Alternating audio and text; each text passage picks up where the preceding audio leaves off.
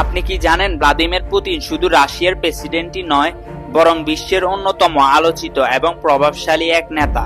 কিন্তু আপনি কি কখনো ভেবেছেন এমন একজন নেতাকে রক্ষা করতে ঠিক কতটা কঠিন আর নিখুঁত নিরাপত্তা পরিকল্পনা করতে হয়? পুতিনের চারপাশে সবসময় থাকে একটি অতি গোপন, সুদক্ষণ এবং অত্যাধুনিক দেহরক্ষী ইউনিট, যাদের কাজ শুধু পাহারা দেওয়া নয়, বরং যে কোনো সম্ভাব্য হুমকি আগে থেকেই শনাক্ত করে তার মোকাবেলা করা।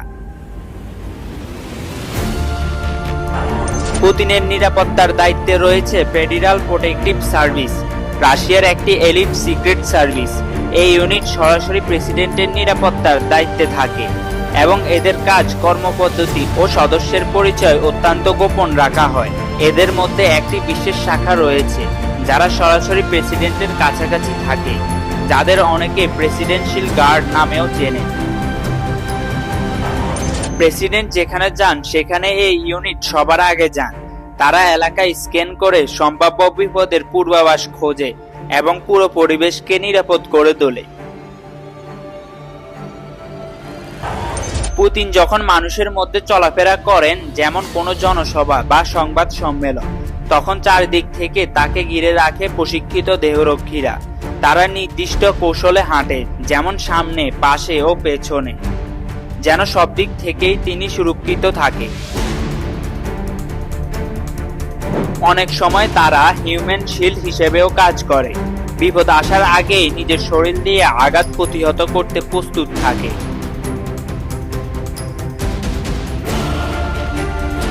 এই দেহরক্ষীদের প্রশিক্ষণ হয় রাশিয়ার সবচেয়ে কঠিন এবং গোপন সামরিক প্রশিক্ষণ কেন্দ্রে। তারা মানসিকভাবে এতটাই প্রশিক্ষিত যে জনসমাগমে হাজার মানুষের মাঝেও সন্দেহভাজন একজনকে চিহ্নিত করতে সক্ষম। তাদের হাতে থাকে উন্নত প্রযুক্তির অস্ত্র, যেমন অত্যাধুনিক hand grenade, portable bulletproof shield, communication earpiece ও এআই ভিডিও সিকিউরিটি ডিভাইস। এছাড়াও তারা ব্যবহার করে বিশেষ এনক্রিপ্টেড যোগাযোগ ব্যবস্থা, যাতে বাইরের কেউ তাদের কথোপকথন হ্যাক করতে না পারে। 2017 সালে একটি জনসভায় হঠাৎ এক ব্যক্তি মন্ত্রীর দিকে দৌড় দিল। মাত্র কয়েক সেকেন্ডে তাকে আটকায় পুতিনের দেহরক্ষীরা। এমন ঘটনা প্রমাণ করে তারা কেবলমাত্র অস্ত্রধারী নয়, বরং তারা সতর্ক, কৌশল এবং মুহূর্তে সিদ্ধান্ত নেওয়ার ক্ষমতা সম্পূর্ণ। এটাই ছিল ভ্লাদিমির পুতিনের দেহরক্ষী ইউনিটের এক চমকপ্রদ তথ্য। আপনার কেমন লেগেছে মন্তব্য করতে ভুলবেন না। আর এমন আরো ভিডিও পেতে সাবস্ক্রাইব করুন সমগ্র পৃথিবী চ্যানেলটি।